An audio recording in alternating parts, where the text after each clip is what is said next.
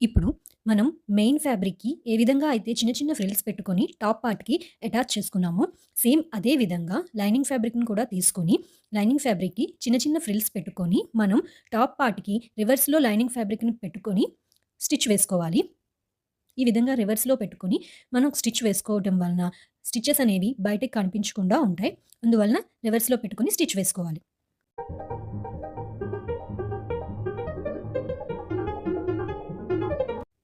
ఈ విధంగా స్టిచ్ చేసుకోవటం వలన చూసారా స్టిచెస్ అనేవి మనకి బయటికి కనిపించకుండా నీట్‌గా వచ్చింది.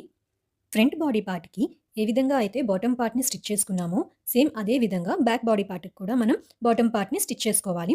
స్టిచ్ చేసుకున్న తరువాత బ్యాక్ బాడీ పార్ట్‌కి మనం జిప్‌ని అటాచ్ చేసుకోవాలి. ఈ విధంగా సెంటర్‌లో ఒక జిప్‌ని అటాచ్ చేసుకోవాలి.